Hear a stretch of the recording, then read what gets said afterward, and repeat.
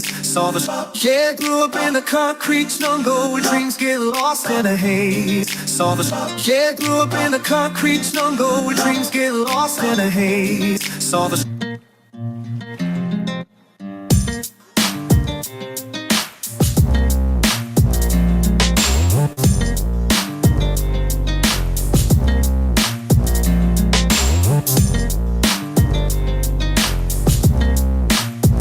yeah, grew up in the concrete jungle where dreams get lost in a haze. Saw the yeah, grew up in the concrete jungle where dreams get lost in a haze. Saw the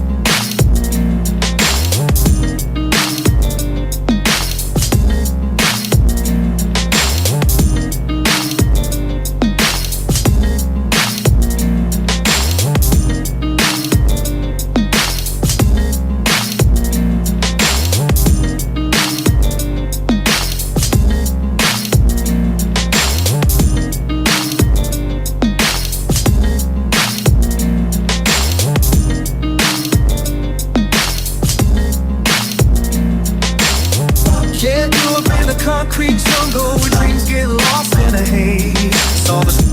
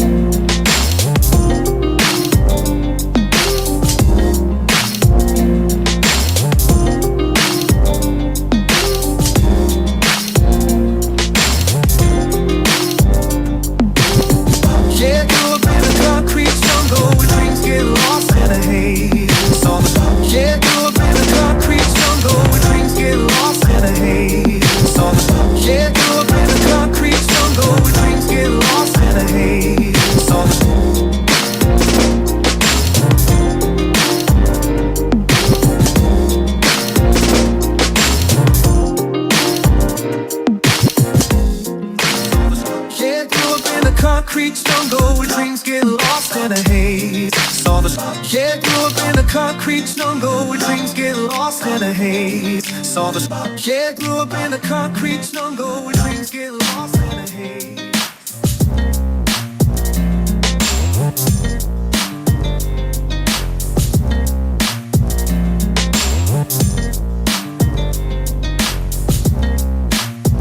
Yeah, grew up in the concrete jungle where dreams get lost in a haze. Saw the yeah, grew up in the concrete jungle where dreams get lost in a haze. Saw the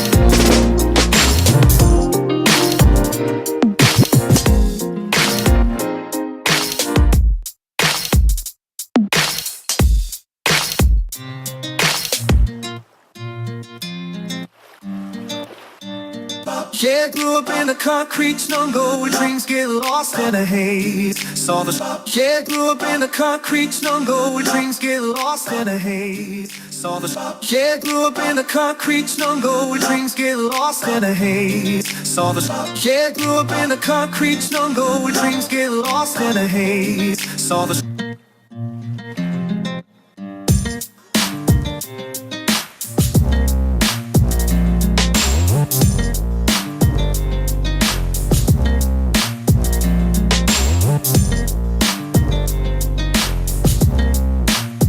yeah, grew up in a concrete jungle where dreams get lost in a haze. Saw the yeah, grew up in a concrete jungle where dreams get lost in a haze. Saw the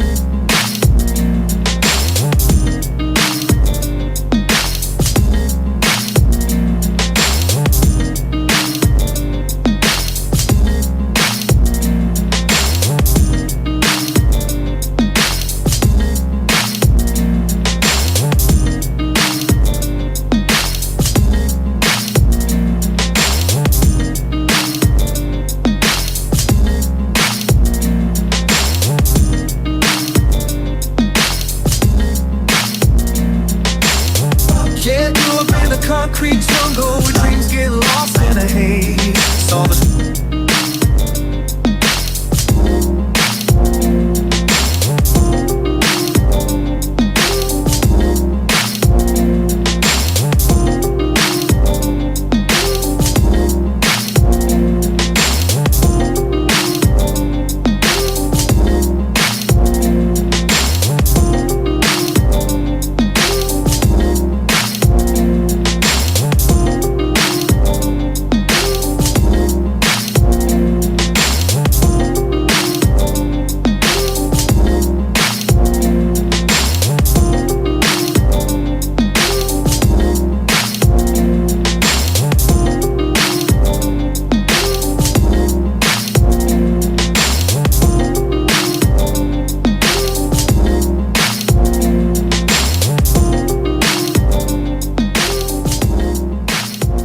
saw the yeah, grew up in a concrete jungle where dreams get lost in a haze.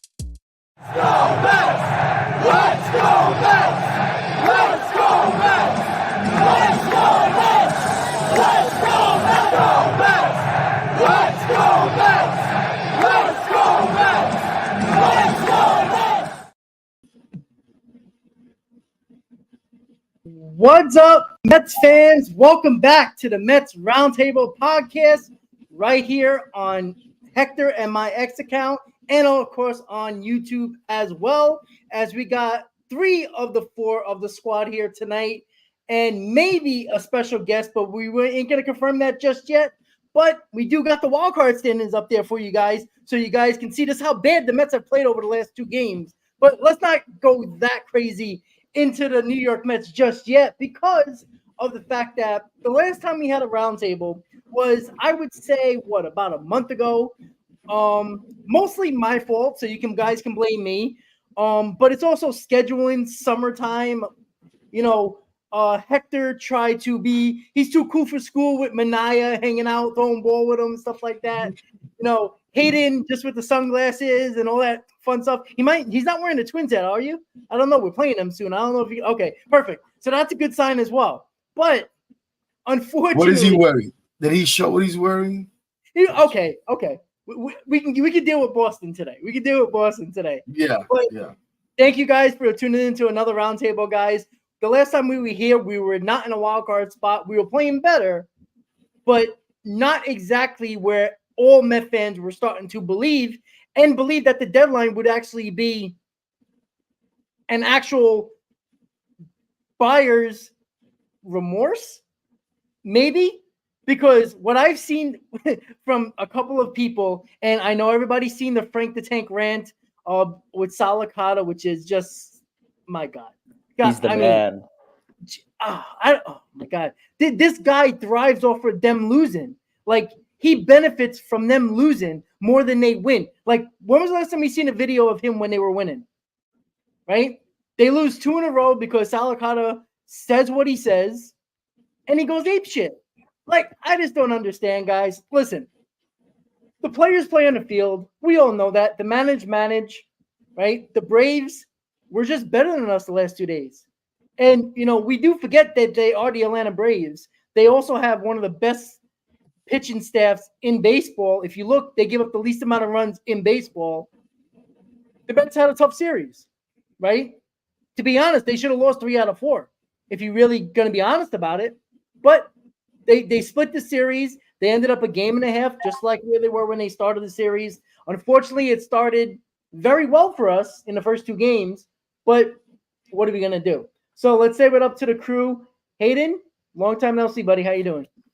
Yeah, what's going on, guys? I know it's definitely been a minute since we were on here, probably about a month. A lot's happened since then for the New York Mets and just throughout Major League Baseball in general. I was away myself. Every summer, one of my buddies and I would go to a couple of ballparks around the country. And this past month, I was in Pittsburgh, Detroit, and Cleveland for a couple of series. So that was pretty fun.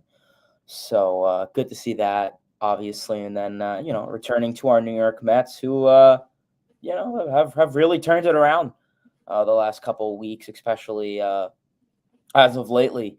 So morale is high. There are, of course, always its obstacles with the Mets. Whenever something good happens, it coincides with something bad. But 55-50, I think most Mets fans will take that right now. And, we're going to get into all that tonight, obviously, on this stream. But if you want to check me out, as always, Mets Talk with Hayden. Did a podcast earlier this week. And good to be back here with Hector and, of course, Rob. And hopefully Chris is tuning in at some point. And, LFGM, let's go. Absolutely, yeah. Chris is on his world tour, finishing it up, his summer world tour. So he'll be with us again soon, and he'll probably pop in the comment section at some point tonight. But Hector, Yes, hi. Sir. Yes, sir. Look, you see those owls behind you, right? I think that was all these Mets again, because they didn't play well today and the day before. So Hector, how you doing? And how you feeling about the Braves split, man? I'm doing good. I'm doing good overall.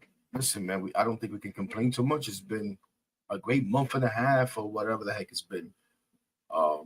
The Braves series right now, like I told you before we got started here, of course, the first time we come back for a roundtable, who knows how long, it has to be for 2 losses to the Braves, and there's a little bit of negativity for people that are just waiting for any little thing to go bad or whatever, so they can harp on the negative, right? So you're getting a lot of that.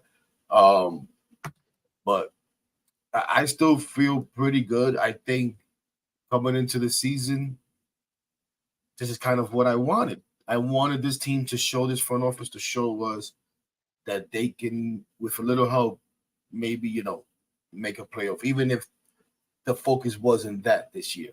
So, I don't want to go on and on as we're just getting started, but I feel pretty good. Do I like that we lost 2 of 4 of the Braves, that we split a 4-game series? No, I don't like it. Once you win the first 2, do you think, okay, we have to win this series, possibly sweep? Absolutely. Do I want to do that anyways all the time? Absolutely. But come on, to start saying, oh my gosh, now we really got to sell, forget it, this is it, forget about it. I think that's a little bit ridiculous, but I feel good. I feel good and good to be back. Good to be back. I almost thought we were going to have to reintroduce ourselves, to each other, to the viewers, but I think they remember us, hopefully. That's all right. People have been asking for it for a couple of weeks, so they finally get it. Listen, guys, it's frustrating because of the last 2 games we lost, right? we had unfortunate injuries, right? That came out of nowhere. I mean, Senga said hello and then goodbye in the same day. There's nothing you could do about that. Like, it's just shitty luck.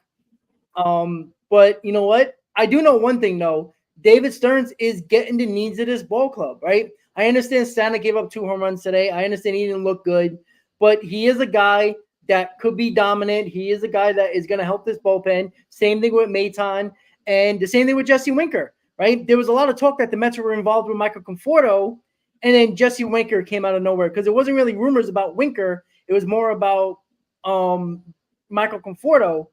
The fans were kind of more on Jesse Winker than anybody else. So, again, we know that when you don't hear rumors getting leaked to the media, that means they're actually doing work. They're working hard to get players here.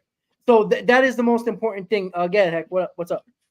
No, go ahead. I'll be right back. Go ahead. I'm sorry. Yeah, no problem. So, that's the thing that I know people were upset about. Like, as soon as Stanek gave up the home runs, I mean, X went absolutely berserk. And, it is what it is, right? Again, pitchers give up home runs. He is a guy who's prone to home runs in his career. Like, this is not something new. He just got to limit them. And, coming into Seattle's a pretty decent sized ballpark, but you would expect him to pitch better at Citi Field. We'll see how that goes, right? We do have exactly, Ron. We got 57 games to go. So we got a decent amount of games to go, 2 months to be exact. And the Mets could fall apart, or they can continue to ride this wave, making a playoff spot. So, Hayden, I'm just going to ask you, right? We got the Twins coming up next, right? The Mets had an amazing turnaround over these last 2 months, right? I don't think anybody expected this type of turnaround. There were some positive people, myself and Chris, that were still positive in some areas of this team fighting for their lives. I don't even think me or Chris thought it was going to be this much turnaround. Again, it can fall apart. It can be the same as it is now, or it could be better. We still have 2 months of the season. But what are your thoughts right now? And what is the most surprising to you for a guy? Let's be honest. You were very against this team and negative towards this team. And listen, you were the first ones to call small market Stearns and didn't believe in Cohen, right? So what are your thoughts now? Are you a believer? Do you think this team is sustainable and could get a wild card spot, even though they're in one right now, but can end making the playoffs? Or do you still have that little hate in the back of your mind saying, I don't trust this team? It's tough. And I mean, you go back to what, 2 months ago, May 28th, just about. And I mean, how could you not be all negative about this team? I mean, this team was hit rock bottom, in the toilet, stabbed in the heart times 10. I mean, they looked brutal. I mean, they were blowing every other game left and right in the 8th inning, 9th inning. Just anything that could happen negatively, they did it. They lost every game in every different way every other day. You had a clubhouse that was defeated mentally checked out. I mean, we saw it with, the Jorge Lopez with the throwing his glove in the stand, with just, I mean, how could you not? And then, really what turned around this team? Well, you could say Grimace, but I guess that's if you want to go with that, I guess why not? But really what turned it around, I would say, was the team meeting. And like I said, I don't know what was said in it. I wouldn't be surprised if during this offseason, a lot of reports come out on what was said and what transpired 24 hours before and after that team meeting. Because and my dates could be incorrect. So if any of you guys know or in the chat want to educate me, or if I am incorrect with the scheduling, but I believe you guys had that abysmal series against the Dodgers.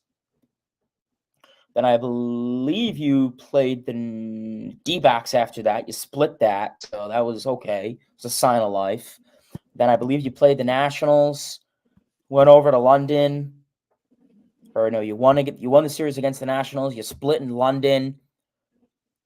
You came back and you won in another national series, and then the whole Marlins Grimace thing started, and then you really just took off from there. So something must have happened. Something must have clicked. And, JD Martinez said it. I remember on the post game a while ago is, they're beating themselves. And it's true. They're a good team on paper.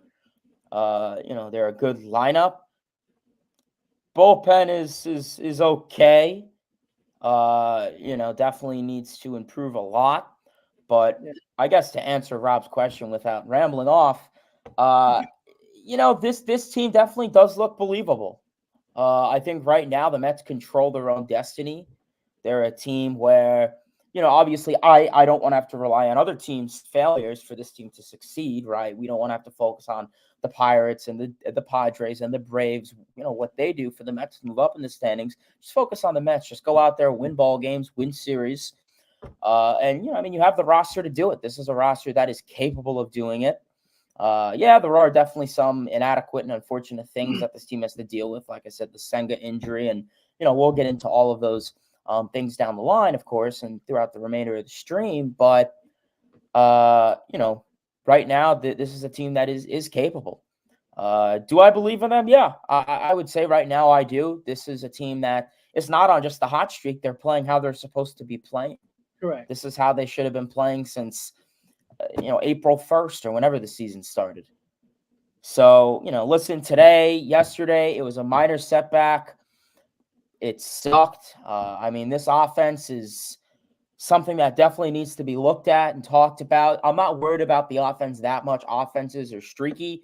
It's just this is the worst time for your offense to be streaky the week before the deadline. Do it in 3 weeks from now. I don't care. But out of all the times your offense is going to be streaky, it could not be the week before the deadline or the week of. The bullpen, we'll talk more about. I'm assuming we'll get into that later. So I'll save my thoughts for that when it comes to the MLB trade deadline topic. But I guess overall, to answer the question, I do believe in this team. I think this is a team that is capable of going far. This is an underrated team. Historically, we've seen where the Mets are World Series teams in April and May, and then June, July, August, September, they're nail in the coffin, where maybe we change that around a little bit, right? We saw that this year. They were okay April and sucked in May, and, now they're playing pretty well. So, who knows? Maybe some, reverse there. So we'll see. But right now, I do believe in this team. I think that they are only going to lose to themselves. I agree. And, the JD Martinez home run against the Marlins kind of turned everything around. We could talk about the meeting. We can talk about Grimace. We can talk about, oh, my God. We can talk about all that stuff. You know what it comes down to? The players that you're actually paying the big bucks to, the players that's supposed to be the stars of your team, doing their fucking jobs, right? All we talked about on Roundtable, specifically in May, to be exact, was this guy wasn't doing his job. That guy wasn't doing his job. We can go back to our stars. Nimmo, Lindor, Alonso, Martinez wasn't doing their job. They just weren't doing their job. We talked about it. It was the supporting cast, the Baders, the Tyrone Taylors, the Alvarez's early on. They were the guys that were doing their job, the bottom of the order that was doing their job. And it comes down to your stars started to play better, play to the back of their baseball cards, and your team starts to win. That's not a hard concept to figure out. It's just exactly what should happen. And, if you really look at the month of April, May, June, and July, the 4 months of the season so far, the Mets had one bad month, and that was May. April was a 500 month. June was outstanding. July is pretty good, right? There's a pretty good chance the Mets, I think, will be a few games over 500 in July, if I'm not mistaken. Even if they get swept by the Twins to end July, they still have a winning record in July. And that's the whole idea. Once you get back over 500 and you're a couple of games over, unless you have a disastrous month over the next couple of months, you'll be fine. You will be absolutely fine. So this team, I'm not too worried about. And I know we're going to talk about the rotation a little bit more. I think the rotation is getting a lot of slack for no reason. We forget that when the offense didn't do absolutely nothing for 2 months, this, quote unquote, average rotation kept this team alive, even when the bullpen wasn't good. So just because you don't believe they're a good enough rotation in the postseason, I bring this argument up all the time. We'll get into the rotation a little bit later, but I want to bring this up. Go back to the playoffs last year, and I looked at this. The average starter in all of the playoffs last year went 5 1/3 innings. The two teams in the World Series last year, you know how many pitches went only 4 innings? Almost all of them. So it's not about the dominant I'm sorry, Rob, in the playoffs or on their way to the playoffs? in the playoffs. 5 1/3. Yeah, no, we know usually is a show. I'm not saying that dominant starting pitching. Look, we all would like it, right? But didn't we have dominant starting pitching in 2022? How did that fare against us? We had the pitching matchups at every moment. Now, quality pitching, I think, is more important, and I still think a solid bullpen gets you further in the playoffs in this day and age of baseball because you use it so much more often. 5, 6 innings in a game, like that's how much we use bullpen in today's game. So again, we'll get into that a little later, but when it comes to this team, Stearns is already getting the needs of this team, right? I think we all can agree that we probably need one more bullpen arm and a rotation arm. Now, how big of an arm we get for each one of those is yet to be determined. We'll have our opinions about that in a second. And Hector, I'm going to start with you. Look, the trade deadline's in a couple of days, Tuesday, 6 p.m. I think the Mets are going to get another bullpen arm and a rotation arm. Do you think it's going to be one big arm in one of those spots, or you think it's going to be an average arm or two in each one of those spots? What are your thoughts on that going to the deadline? I think that depends on what the Mets, David Stearns and these guys are willing to give up in order to get this. We know the competition is high. We know there are many teams that are buying. This is a seller's market, right? And we know that even though we are where we are, and they have bought, and we are buyers, and depending on who you listen to, the Mets are going for it, whatever that means, right? What does that really mean? They're going for it, right? But I think that all depends on how much the Mets are willing to give up. But I think they'll be responsible. I would think right now, if you can get a starter, you will go out and try to get it. If it's somebody that you can have under control, a young guy, if that's available. I don't know. I haven't really looked at who's available. There's been a few moves. I'm not sure who's moved and who hasn't. To be honest with you, I've been a little busy, so I haven't been able to keep up with that. But I know what this team, I feel it needs. And yeah, if we can get for a while we were saying an innings eater, especially with Senga coming back and stuff, but an innings eater, but also someone that can stop, stop a losing streak, that can go out there and maybe start a game 1 or game 2 of a playoff series. You know what I'm saying? Now, does that mean you go out there and try to get a Blake Snell? I don't know. Again, I think it all depends on course. I don't get too crazy about minor leaguers or anything like that. Prospects become suspects. I'm a believer. I see people losing their mind because we gave up a double-A guy. I think he was in double-A with a 3.94 ERA or whatever the hell he has. Like, come on, give me a break. But yeah, no, definitely bullpen. And listen, another bat wouldn't be a bad thing. And of course, that also depends on what the situation is with Starling Marte. We can argue about how much you can expect from him if he ever does make it back. But depending on what they think and whether he can make it back or not, that's also going to impact on what kind of move they make. Same thing with Bader, which I don't think Bader is that serious. But I do want to say this real quick because, we're going on, and Hayden touched on it a little bit, the offense. See a couple of the comments, the offense. And listen, I understand the offense is frustrating, right? But I was looking at some of the numbers to see where do the Mets stand compared to other teams. And an average, okay. The best average in baseball is the Padres. That's 264. The Mets are 12 with a 248 average overall as a team. Obviously, that's not great. You want to bring that up. Then you go to home runs, which everybody loves. Everybody loves the home runs. The Orioles are 1 with 163. The Mets are 5. 5 in baseball in home runs with 137. RBI, Yankees number 1 with 516. Mets 487. 6 in baseball. Stolen bases, the Mets are 12. Who cares? In runs, Yankees 536 runs, number 1. Mets number 6 at 506. On base percentage, Dodgers number 1, 334. Mets number 9, 331. Slugging, 449 for the O's. Mets number 7 at 420. OPS, Dodgers number 1 at 770. Mets number 7 at 741. So they're top 10, top 12 in almost every important offensive category. Now you want to go into advanced metrics and all of that nonsense? Go ahead, have a ball. I say all that to say, listen, the biggest problem we know with this team is more about situational. It's Correct. more about runners in scoring position. Maybe I should have looked that up. They don't seem to do too well with that. And then these cold spells that they go on where it's like the whole team goes in a little bit of a slump at the same time. But I think there's stuff there. I mean, we just came, and I was going to look up the records. Right? I think we had the best record in June, or we were tied with the Astros for the best record in June. Mm-hmm. We're, I believe, 15-11 in July. Since this whole thing started, and you guys were saying you want to say Grimace, you want to say this, let me tell you something right now. The least responsible thing you can look at for this run is Grimace. Honestly.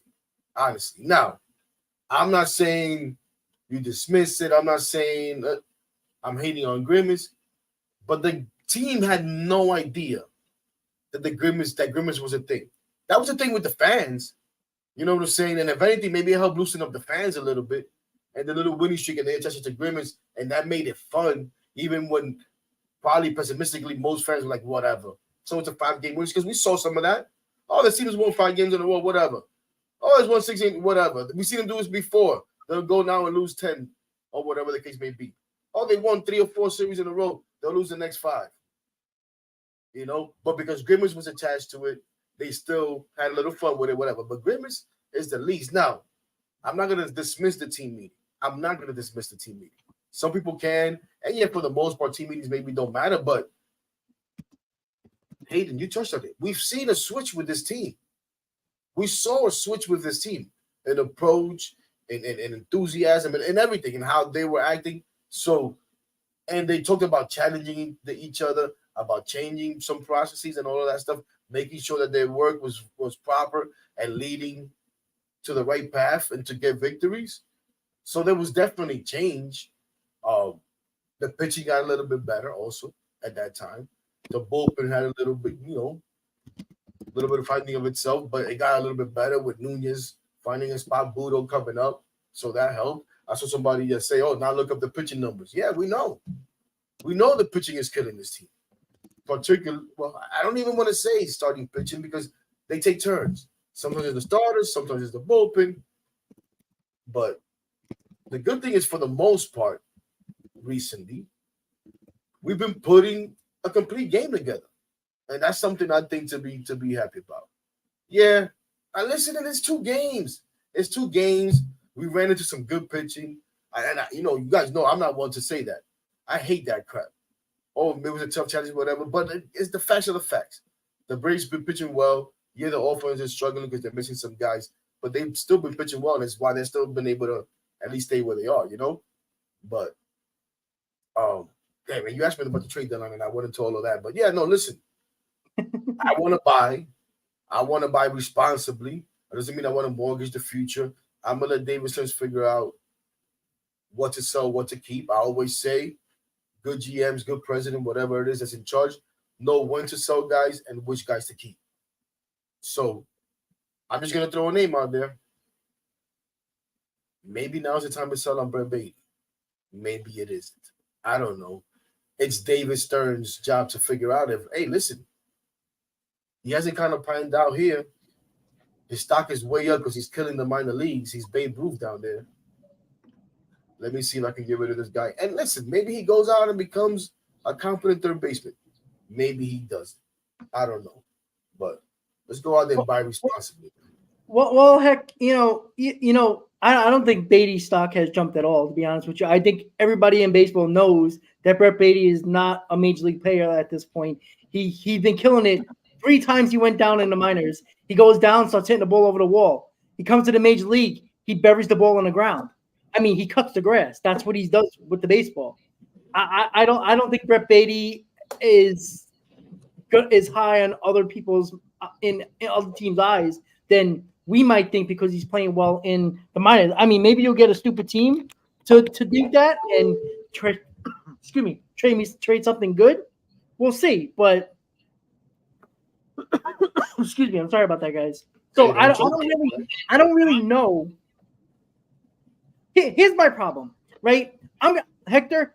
I know your thoughts on prospects or suspects and all that stuff. I'm on board with you with that, right? I'm not saying mortgage the future, but you build a farm system, especially when you have an infield, an abundance of infield prospects, and you don't have a third base question mark anymore, as Vientos seemed like he has a job. Lindor's in shortstop, right? Even if McNeil might stick around, you still have like 37 options in the infield prospect-wise to fill the second base role. And I do believe if you don't keep Pete Alonso, Ryan Clifford's going to be a first baseman. But let's say you keep Pete Alonso. There's one spot at second base that is available for 4 infield prospects. You can't keep them all in the minors and let them die in the minors. Good teams use their farm system.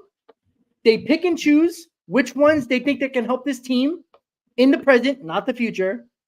And you trade the rest that are assets to get better for your present team. That's what good teams do.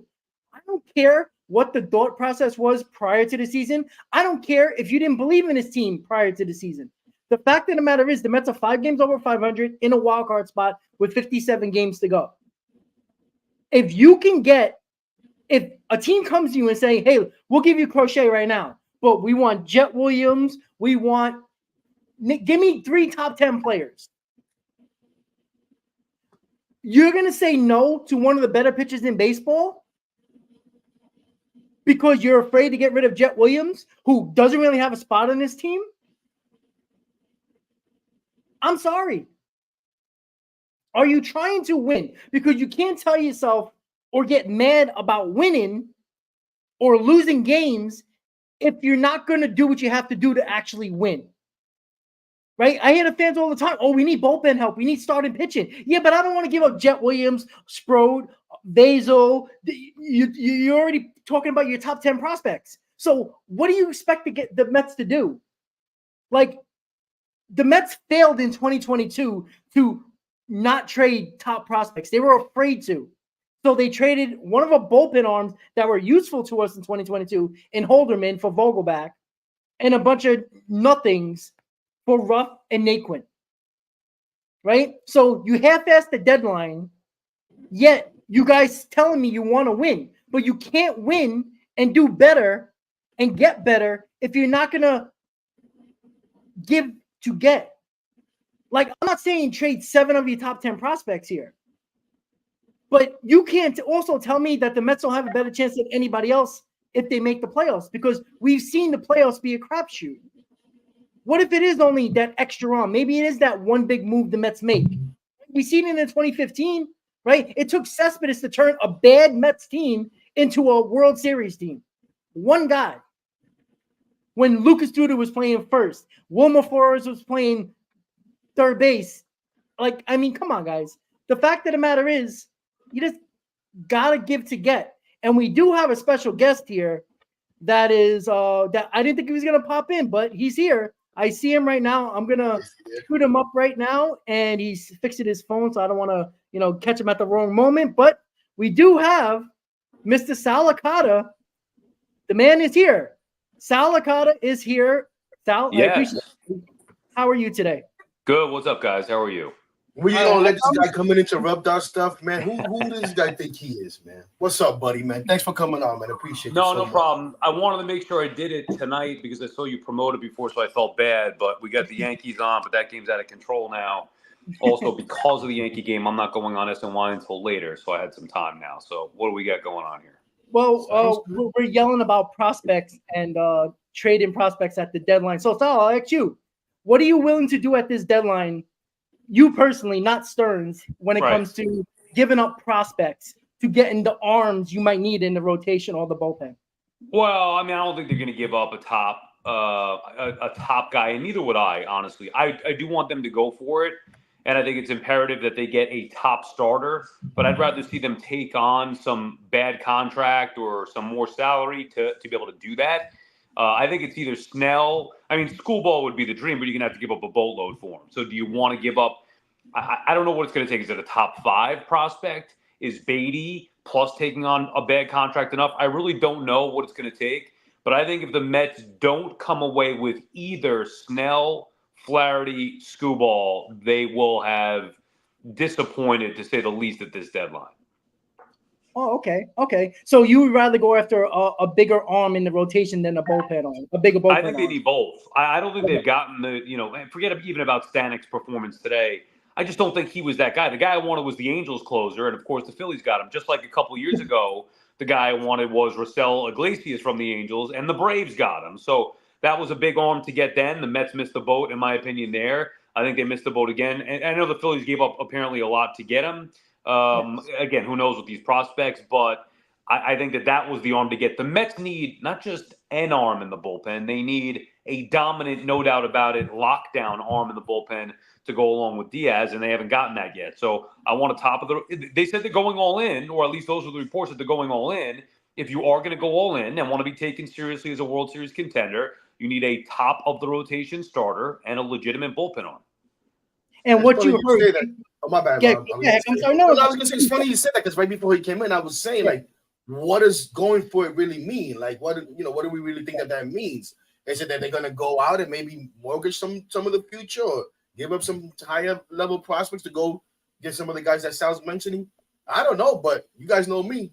I'm all for it. I'm about the here and now, but I do want to be responsible. I've been preaching, responsible by.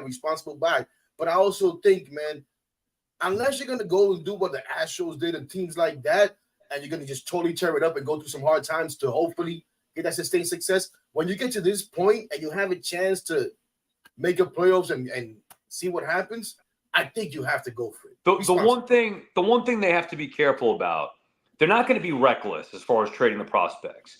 What they need to do is figure out which ones aren't going to hit. Because, and I don't mean hit literally, I mean hit as in pan out.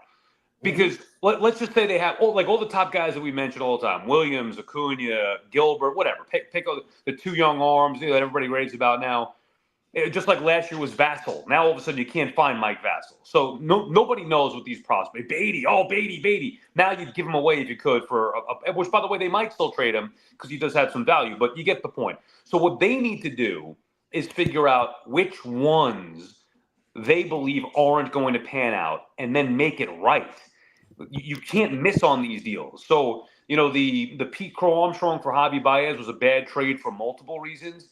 If you make a trade like that, but help the team now, it lessens the blow of what this player is going to be moving forward. But you also have to identify the right guys because they're not all going to pan out. The Mets next year are not going to have Gilbert, Williams, Acuna, all the pitchers, not even next year, beyond. They're not all going to pan out. So they have to figure out which ones aren't and then deal those guys.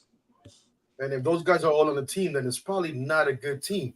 And I'm glad you said it because I was saying some of the same things. I even mentioned Beatty as maybe now is the time to say, you know what? He's down to the minors. Maybe his stock is a little bit high. His value is a little high because he kills it down there. And maybe now is the time to say, you know what? This guy, this is the time to move him.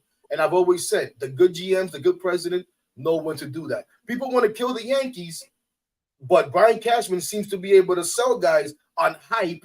And how many of them go somewhere else and really turn out to be stars? And they've been able to get plenty of good players to help them. We can That's the key.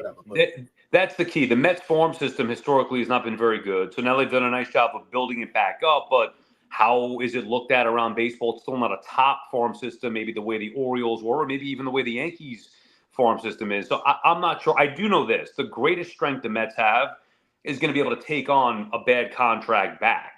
And I'd be surprised if they don't make a big move. Like, Stanek's not a big move. Winker's a good move, solid move, and they needed it. And I'm glad they got that taken care of, so the offense should be set here.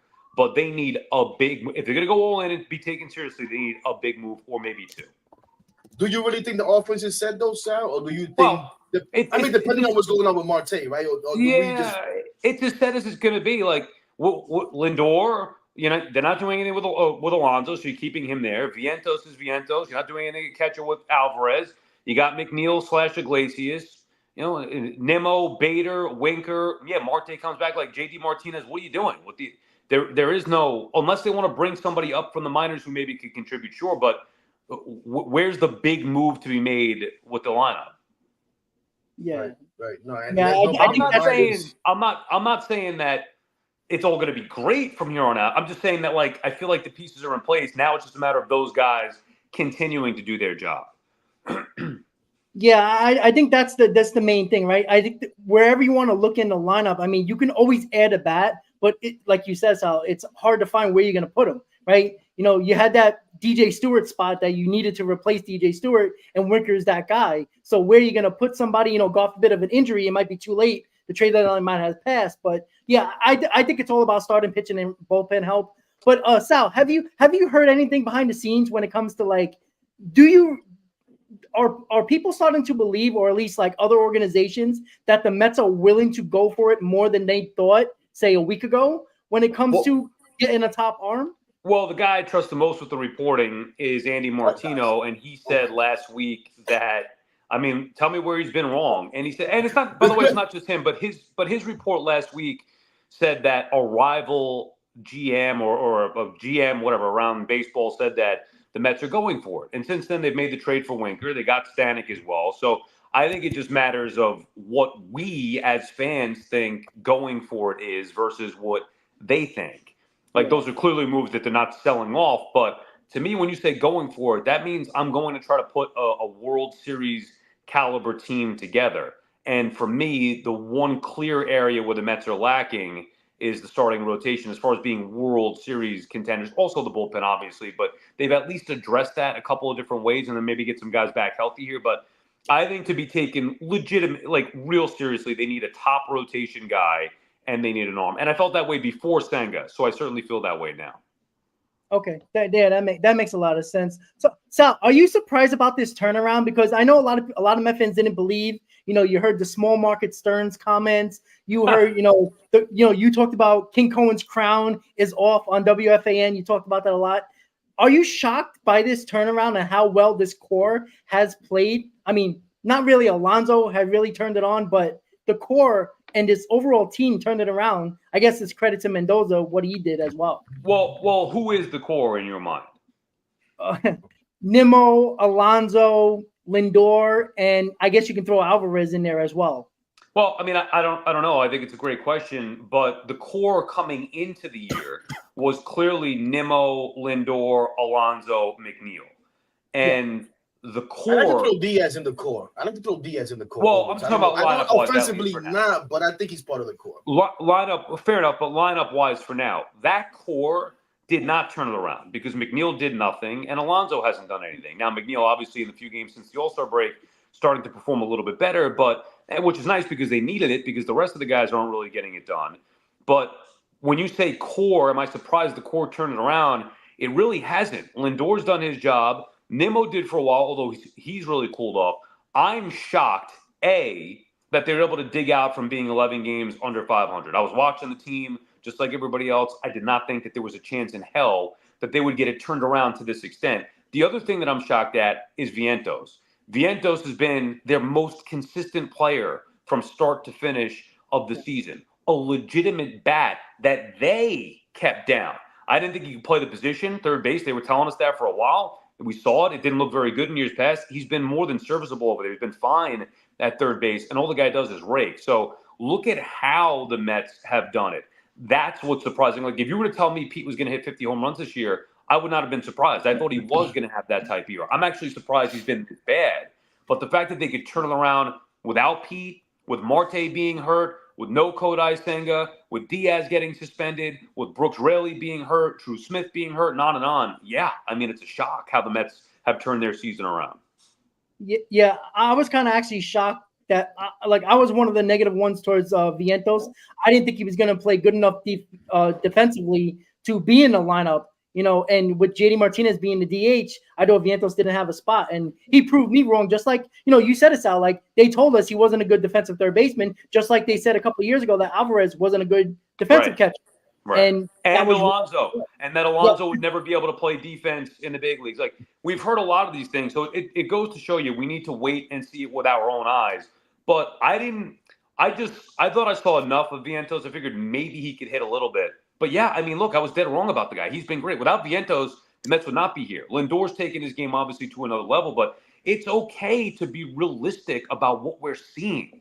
You know, it's hard to just sit there and say, well, this guy's going to turn it around. All right, let's hold out hope. Now, maybe it could happen, but what we were seeing, the Mets started on 1-5. They were 11 games under 500 multiple times. They were lifeless. They couldn't do anything. Nobody was hitting. I mean, you had to call for what it was. This is a shocking turnaround, and I'm happy to see it, obviously, but this is a shocking turnaround. Yeah, and we're about 57 games to go. They're 5 games over 500 in the third wildcard spot as we speak. Again, this is going to be a back and forth the rest of the way here. Like, I don't think the Mets are going to, collapse, or I don't think they're going to run away with everything. I think it's going to come down probably to the last couple of series of the year, which is a tough couple of series at the end of the year. Do you believe this team's going to make the playoffs now, Sal? Because I know we're in this whole area now where it's like, hey, they're looking good, but there's still some teams like the Padres have been playing outstanding as well. Do you think this team is going to make the playoffs at this point now? I do. I said this probably a month or so back. There was a point where, even though the Mets are playing well, I was not buying in. I was reluctant to buy in. I just didn't believe it. And I forget the exact series or the exact stretch, but I saw enough and I said, okay, this is legit, and I believe in this team. And at that point, I thought they would be a wild card team. And I still believe that to be the case. I would be worried about the Padres. Like, I think the Padres are legit and can maybe take the first wild card spot. I'm not as worried about Atlanta. I know the last 2 games weren't pretty, but the Braves are going the wrong way. They've just been a bad team. Now, could they wake up? Sure, I guess, but they're ravaged by injury as well. I would at this point, now it would be a major disappointment at this point, but I would be surprised if the Mets are a playoff team. I think they have enough. Just looking at them with the eye test, they should be a playoff team. Yeah, absolutely. So, heck, you got anything else for Sal? No, I'm just, trying to give you some time since whatever. But hey, then you got anything? Because I'm going to have some fun now, and Sal might want to. I know what's coming. Why, you want to talk about Lindor's family being at the game again? I mean, listen. Let me explain. I did not have a problem with Lindor's family being at the game. If anybody heard or saw my post, I mean, a lot of people saw the post, because anything I say that's perceived negative, it just runs. It's just, I'm sitting there and I'm watching this, and how many times do you see a player continuously interact with their family during the game? You may see them acknowledge them, a little hello and stuff like that, and then for them to be that close. We've seen families close, on deck circle and stuff like that, but I was just like, wow. I wonder what would happen if Lindor was 0-4 tonight, the team loses, or if this was a player that's maybe, because as much criticism as Lindor gets, Lindor's the most loved player on this team. I don't care what nobody says. You can't say anything about this guy that they'll jump out of everywhere to defend him. So I'm just like, I wonder if this was a Jeff McNeil who's like not too popular right now, or anybody else, if the reaction would be the same, or if people, or if they were losing, if people would say, "Oh, get him off. What are you doing? You're not paying attention. You should be focused on the game." But I guess that was ridiculous of me to even think that. You could think it. You could think it. You could do it on your blunt thoughts. You can't call WFAN and expect me to take that take that call seriously. Come on, man. You're better than that. Well, no, because I was catching so much heat. I was like, you know what? Yeah. It's gonna be a waste of time. But let me ask BT and Sal and see what they think. Fair enough. Well, whatever. Yeah. Of course, I'm used to having conversations with you on the overnight and stuff. When I call in the daytime, I never know how far you're gonna let me go. It's different. You know that. I understand that. I understand, but I wanted to make a point of I agree with Big BT on the Lindor situation. I felt he was catching too much heat because let's be honest. You said it. It was a tough start for him and the team. Something happened. Something happened, whether it was a team meeting, whether it's bringing up Iglesias, whatever it was. Well, moving him to lead off. The team meeting. Yes. Team meeting and moving him to lead off to the leadoff spot. It felt like, I don't know. I don't want to say took the pressure off, but clearly something changed because he went from, hitting a $190 to being one of, if not the best player in the sport over the last 2 months. So something definitely changed at Lindor. It's great to see, too. And today he made a I know he's been good defensively, but the play he made today, that was Ordonez-like. That was the best one I think I've seen from Lindor. It sucks that it came in a loss, but it is what it is. He's been terrific all year long. I'm happy for him, and I wish he would have made the All-Star game. No, Yeah, I thought he was amazing. I blame us fans for him not making the All-Star game because we spend most of our time bickering about who's better, Lindor or Nimmo, who's more important, Peter Alonso. Instead of getting behind our guy, let's make sure they go to the All-Star game. But then when they don't make it, we want to complain. We want to blame Major League Baseball. No, blame yourself. Look at the mirror and say, how many times did you vote? I know I don't vote, but I never do. But that's why I don't really complain. I wish he was there. Right. Whatever. But I also think we cannot discount the Jose Iglesias impact. We talked about the locker room, the clubhouse, what's going on, who's a leader. And I've always said, yes, we always look at the main players as being leaders and stuff like that. And those guys lead in different ways. But sometimes a leader is like, I watch a lot of podcasts, Sal, retired players in Spanish too. And they talk a lot of these Dominican players that retired. And so on with Carlos Gomez. And he talked about things of how he always in the clubhouse was the guy to make sure everything was loose. And there was some tension. He would crack a joke or whatever. And I feel like Iglesias was that guy for the Mets. I think even he made it so that Lindor and McNeil can actually laugh about things together, even if they were coexisting as teammates. That's something that I said the other day on the fan that I think is a huge thing with this team. It's one of the reasons why I believe in them. Like, they have some talent, of course, but sometimes in baseball or in sports, you need that chemistry. You need a team to have fun to get over the hump. And I feel like that's what's happening here. So much so that they took a negative, which is Jeff McNeil slamming his helmet down, always being pissy, and being selfish in a lot of ways. They took that and made it a positive, calling him Happy Jeff, and we like Happy Jeff, kind of having some fun with it. So I like the, whatever it is, Iglesias 100%, the oh my God stuff, or the Grimace thing was more of a fans thing. But I do think that chemistry, I do think the chemistry thing is a big plus for the Mets. No, absolutely. And I said the same thing about Grimace earlier. But let me ask you, because I'm sorry, Rob. And before we let him go, I got one more thing, the most important thing of the weekend. I don't know how long he's going to be here, anyways. But a couple more minutes you got. Our buddy Jack up on West Side. Remember Jack? He still thinks, and I think he has a point too. But the whole Lindor, the Happy Jeff thing, he takes it as, that's still Lindor taking another shot at Jeff and still showing his dominance over Jeff. And I'm like, damn, Jack, really? Like. No, I don't think it's a shot. I think it was acknowledging that Jeff is moody. Like, right. We like Happy Jeff, meaning like we'd like to see him smile and have some fun a little bit. Right. Whereas everybody else is having fun, but if McNeil goes 0-4, he's in a bad mood. So I think it was just acknowledging it out in the open. I think it's a good thing. No, I think so too, and I think that comes from the meeting. And I'm talking about being accountable and telling each other the truth and stuff like that. So. In a funny way, they found a way to tell Jeff, hey, lighten up, buddy. Lighten up. Should I, Rob? Please do. You're going to do this because, you and Sal are cool. I can't do that. It's not fair. Really not fair. I love you. I love you. And we went back and forth in 2022 when in May you declared, whatever the hell it was. The NL East is over. Yeah. The NL East is over. Right? And we've gone back and forth about that and whether you're a little bit of a jinx or what is it? Forget the other word. And then we get to this weekend, and you couldn't help yourself. You couldn't leave it at, let's go get the Braves. Let's go get this. Now let's go get the Phillies. You had to go with the wild card is over. And of course, everyone's lost their mind. Even when I saw it, I rolled my eyes like, oh God, here we go. Not this again. And then what do we see happen? I don't think we've scored a run since. Oh, I mean, and I don't. No. Listen, this is because of this. All I see. You don't understand. I get at your boy Sal this, your boy Sal that. I see people that tell your boy Sal to shut up. I'm like, well, I'm going to tell Sal to shut up. But Senga goes down. We don't score a run. We've lost 2 games. Braves are now back on top of us. What do you got to say for yourself? Why do you? So I don't understand what you're. What are you getting at? What are you insinuating? That you're what's the word? I forget. You're the jinx. There's another word for it. There's a mush.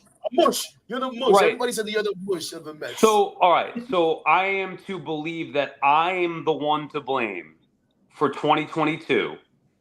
And now that the Mets coincidence. And if it happens again. Well, whoa. They lost 2 games. I mean, they split with the Braves. And I'll address this more tomorrow on the radio. Yeah, I'm not sure what time I'm going to get to it, but I'll get to it tomorrow at some point. But did you see I'm my calling tweet to make about sure the you get to it. Yankees? Don't worry about it. Did you see my tweet about the Yankees tonight? That they were going to win? Yeah, I think Correct. I saw it, but Simple. yeah. 2 hours before the game, the Yankees will win tonight. Do you guys know what the score is of that game right now? Yeah, it's not close. Was it like 8-3? But it's not the same. There's no. So wait a second. So are these superpowers that I have? It only works to jinx the Mets. That's what I'm Yeah, it supposed must to have Because believe. flew you're to a Boston. Mets fan. You're not supposed to touch the money like your buddy, like Boomer says. You're calling. You can't touch the money, and you grab the money, all of it, all the No, time. there's a big difference. In 2022, I legitimately believed that the division was over. Like I would have bet anything that the Mets would win that division. I didn't even really think much of it. I assumed that everybody felt the same way. The difference was I said it. And then obviously we know what happened. This was not that. I'll explain that. And I can't believe that there would be some people that foolish to think otherwise, but come on. I mean, Like, Honestly, What? I even told some people, listen, I said, I haven't spoke to Sal, but I'm going to tell you this right now. I'm pretty sure part of it is the fact that most of the fools that say they don't listen to Sal, they can't stand Sal, are the first to react when Sal says this stuff. Here's the thing. First of all, I said it on the I radio thought on you were having Friday. fun with it. I thought you did it to have fun. I thought you did it to have fun. Yeah, I joked about it on the radio on Friday. When the Mets swept the Yankees, I said the Yankees are dead and the Mets killed them. Do you really think I think the Yankees are dead? Like, I kind does of anybody I really kind of think thought myself the Yankees were dead. So yeah, well, does anybody really think the Yankees are dead? Like, nobody really thinks that. So you have to understand the entertainment part of it, which a lot of people just seem to miss. The other thing is, I did the wild card is over Friday morning on the show. That was before they even set foot on the field and kicked the Braves' ass Friday night.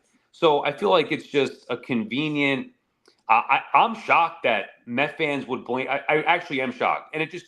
I guess I give the people the benefit of the doubt to be smart enough to understand that jinxes aren't real and that I, in fact, have nothing to do with the results of the games.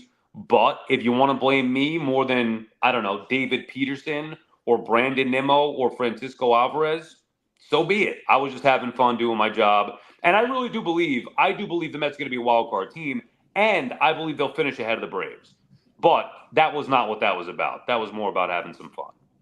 there's nothing wrong about being confident with your team, though. Like, even though you say it's for like to have like a certain type of you got when you obviously you've been in the media forever. You know that you have to spice it up a little bit. You got to be entertaining, but I think you believe it as well. Well, like you're not saying no lies. 100%. I was actually texting with Jerry Blevins that night. He's like, Sal, come on. I'm like, dude, first of all, how could you not see that like, how could you not get the joke? It was an obvious joke. The Mets weren't even ahead of the Braves in the standings yet. They were just about to. Citi Field was going nuts. I'm assuming you were there, Hector, or not? Or no? No, I wasn't able to make it this weekend. Whatever. Citi Field was going nuts. Every Met fan was losing their mind at the moment. To me, it was my way of losing my mind and enjoying the run. And obviously, when I say something like that, I know it's going to get a lot of traction. But the negativity in the couple of the days that has followed, that's just ridiculous. It is what it is. I really don't care. But did you see Frank the Tank? I did. I saw it. Multiple people sent it to me. Yeah. Oh my! Frank is not happy. I don't bother sending you that stuff. Funny. I'll admit, I thought that was funny. How can you take It's any hilarious. Frank's the GOAT. That's what you're gonna say, Hayden. You got Sal out here. That's all you're gonna say. Frank's the GOAT. Yeah, you gotta say. Frank's the GOAT at what? At losing his mind, I guess. Exactly. When they lose, yeah. All right. Well, because he was quiet for 2 weeks for 2 months when they were winning. So, but people just like negativity, man. People just like negativity. I did a video the other day. I did a video about Lindor and the family thing. That thing had over 5,000. Last time I checked, I do a video giving Lindor tons of props for the turnaround. It may have gotten 1,000 views. Right. So why don't you just predict the Mets will win the wild card and see how that does? No. You got me to jump on the bandwagon when you were in 2022 for the division stuff, and but because you believed it, there's nobody who would. There's nobody. And I believe we're going to win a wild card.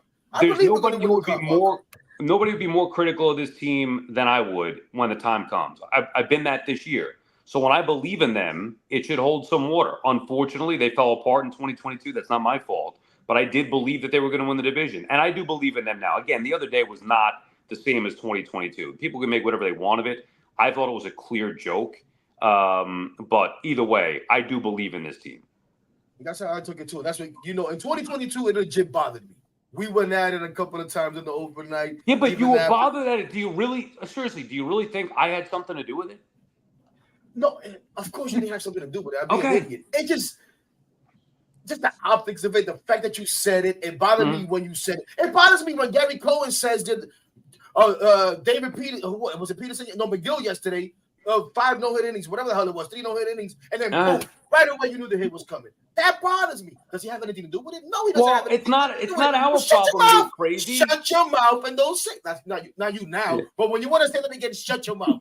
Don't say that. We don't want to hear it, even if we believe it. I believe it. We argued early on in the season when I was telling you, you telling me, the team is going nowhere. I said, Sal, a motivated team is a dangerous team. Sal, if this team can be about 500, I think they can be about 500. Sal, as long as you said earlier, they have Lindor, McNeil, and all of these guys, Peter Alonso and Nemo, and people want to tell me these guys, we should be this. So, of course, I believe it. I believe it now. Just enjoy the ride, for goodness sake. No, but this time it didn't bother me. I knew you were joking. For whatever reason, I've gone over that. I even defended you and got murdered for it. Even one of my buddies, I don't know if you saw, one of my buddies did a funny, I don't even know what it's called, meme, where you're like sleeping, happily sleeping, and I'm over here fighting darts for you or whatever. You know what I'm saying? Holding everybody back and stuff. He did that. You guys have to realize what happens online is not real life. Like, none of that matters. My bad, Sal. What do you want from me, Yeet? So this guy here thinks that I hate you, that I'm the number one Sal hater. Okay, no, whatever. Not even close. I mean, this is shades of the overnight with 10-minute calls from you and Hector going on. I listen to Sal. I used to listen to you on the overnights all the time when I worked overnights. You and Hector for the 10-minute calls I used to have back and forth, especially when you didn't agree. It was like perfect radio. So I do appreciate that's you. What people don't understand, Bob. I'm glad you said that. People don't understand that. They think that I just kiss Sal's ass or whatever. Like, we got, because we would go at it. I would call like, dude, I respect you, whatever. I like that you're a Met fan, but you're nuts. I would tell him, you're nuts. And he would tell me I'm nuts, and we go back and forth, we scream, we hang up, and I'd be like, damn, how did that get so far? That's sports talk. That's what being sports. That's what being a sports fan is about. And I would call back and be like, "Yo, Sal, I apologize." He's like, "No, that was great, man." I'm like, "Yeah." Before we even became friends, you know what I'm saying? I get why fans take their team and sports seriously. Sometimes I think it's a little too seriously, but I get it, because when I was 15 or 20 or whatever, I took it maybe a little too seriously then too. But as you get older, it's sports, man. I'm 48 and I still take it serious. So I don't know what the hell. Well, that's fine. You could, but there are bigger things to worry about in life than whether your team wins or loses. Of course. That's the reality. It just makes it a little bit easier when your team wins. Like, come on. This was going to be a horrible summer. Don't blame me. Don't blame me. I saw the Mets win a World Series in my life. Some of the people that think that I jinxed them, they haven't seen shit. So maybe they're the jinx. Well, if you saw it, I think I'm 3 years older than you, 2 years older than you, whatever. Okay. Like, do you even really remember? I barely remember it. I want another one. All right, are we done here? Can I hang up on Hector again? So, Sal, no, we hang up on you here. I have the power here. You ain't got the power. So, Sal, you always been getting on BT for one thing that you say very often. After the Mets beat down of the Yankees, there's one player you feel like the Mets are really going to go after, and you've been saying it over and over again, and that's Juan Soto. Mm-hmm. Finish it up before you go. Do you believe the Mets are going to get Juan Soto? Because I know you've been banging it to BT over and over again at any chance you get. Do you believe it? I believe that Juan Soto will take the most money. Okay. And I believe the Mets will offer the most money. So those two things lead me to believe that Juan Soto will be a Met in the offseason. Yes, I believe that. And I felt that way before Soto got traded to the Yankees, after he got traded to the Yankees, after the historic start and the Mets' ridiculously bad start. I believe it wholeheartedly. Now, it doesn't mean that's going to happen, obviously. And if he does sign with the Yankees and not the Mets, it's not my fault. But I do believe that Juan Soto wants the most money, and I do believe the Mets are going to offer it to him. Just stop saying it so you don't mush that too. No, but I gotta listen. I gotta be honest. You know, I've been fighting you on that too. I didn't think it was gonna happen. I thought once he went to the Yankees, it was over as far as that was concerned. Unlike you, I thought like the Yankees would offer comparable money, and he may take a little bit less to stay there because he was gonna have so much fun and the history and everything, and just all of it. You know, being in the Bronx and the community. But the way that this team has been playing, and at the end of May, I got upset, and I did one of my shows that I haven't done in a while, and I went on, and I was talking about because I thought Juan Soto's going to go to the Yankees. I said Juan Soto's going to the Yankees. I don't care what Sal says or anybody says, but I said if you guys want to be able to get a chance for Juan Soto, then turn this damn season around. Stop talking about wanting to sell, wanting to blow it up, wanting to rebuild. Because why the hell would Juan Soto want to come to that? Yeah, maybe for the money, but is that something that you really want to overpay him? And then have him sit around for 2-3 years as you're bringing guys up and trying to figure things out. No, make this a winning team and show him that this is something that he can be a part of. And other guys too, other free agents. So I've kind of changed my tune on that. We saw the interaction with him and Al Rivers. That's how crazy I am, Sal. I didn't like the fact that he looked back. You think it was Lindor, the whole Lindor thing. I didn't like that Alvarez looked back at. Soto looked back at Alvarez when he hit the home run, smiling. I was like, drill him. Next time he comes up, put one in his ribs. I don't give a damn. We're all their friends. I don't care. When you're between the lines, you're not my friend. You're not my friend. I want to beat your head in. That seems like a Hector issue. Yeah, it is. Yeah. It is. All right, I got to go now. Absolutely. We went 10 minutes Sal, I over. appreciate you coming on, and I'll definitely be listening to you tomorrow with you and BT going at it back and forth. So I do appreciate you coming on late at night. No problem, guys. Vacation. He might have a special guest host with him. Who? Oh yeah. I will get you on the podcast though. I want to do one of these. Stop saying that, man. No. Wait, I'll do it. I just haven't been doing them as much lately. But I don't want people to think that guys. I'm asking you to get on. You offered, and now you haven't done it. But whatever. I'll do it. It's a long season. Relax. Thank you, guys. I do appreciate the support. Thank you. Thank you for supporting us, man. Thank you. All right. All right, guys. So that was Sal Licata. That was pretty awesome. Again, he didn't have to come on, and he did. And I give credit to Hector because he got the scoop on Sal. And I actually told Hector last minute to see if he can get a guest on, and we brought up Sal, and it worked out. So Hector, I appreciate that, man. That was awesome. No problem. No problem. All right, so let's keep talking. So now what? Back to the topics. All right, back to the topics. Sal got us off track. So, all right. So the Mets got the Twins coming up. Junior, stop being a jackass, Junior. Hey, listen. I want to be very honest with you guys, right? I know people talk about Hector kisses Sal's ass. Trust me, if you listen to the overnights with them two going at it, I can tell you right now, those were epic conversations. Like, I don't know how many people listened to the overnight with Sal when he was the overnight guy. Him and Hector used to go on for like 10 to 15 minutes every single day. If they didn't agree on something, it was perfect radio because they just yelled at each other. It was great. It was beautiful. And, working overnight, Sal kept me up because Sal screams overnight. He said, I have to keep myself up and I have to keep the callers and the listeners up. And that was why, I think Sal has been a little bit more subdued in the afternoon because obviously it's the midday, right? People are listening, people are going about their business. The overnight, it's hard to keep people going. I mean, just ask Keith McPherson, who people can't stand, right? And I will never ask Sal to go against one of his coworkers, but I mean, it's true. I went many times after Keith McPherson on X because I think he's a troll. And I think he purposely does that.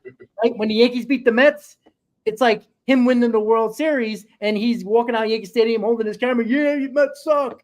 And then when the Mets win, these games don't matter. So I do appreciate Sal coming on. It was shocking. I didn't think he was going to come on because I know we had the show. And, who knows when SOI pops up when the Yankees are finished. But, yeah, see, Sal's correct. That's why the Yankees just finished, too. We got exactly. Got him off just in time. So, yeah, Sal is correct, though, right? And he does believe the Mets are going to go and make one big move. And he wants it to be a starting pitcher. I don't necessarily disagree, but I don't agree. I'd rather go after the big arm bullpen arm. Just because he said Snell, though. I was surprised he I said was shocked. Snell. I was shocked Yeah. too. I thought he was going to say like a Flaherty or Crochet or something like that. But Snell is interesting. I wonder. I wish we had enough time to ask him why he said that. Maybe you can get him to do that on his show if you speak to him or something like that. But No, tomorrow, I'm hoping to go tomorrow. I'm very curious why he chose Snell. I know Snell's been pitching better over his last couple of starts, but he also is owed $30 million. Like I don't care how much money you have. That's a lot of money for a guy you probably can't trust. Yeah, and you know what? I'm just funny you bring that up too because he has an opt out too because it's a 2-year deal with an opt out, and everyone assumes that he's going to opt out, but I think that's only going to happen if he has a great year. And this year's been. I mean, I know lately. Well, first he was hurt too, right?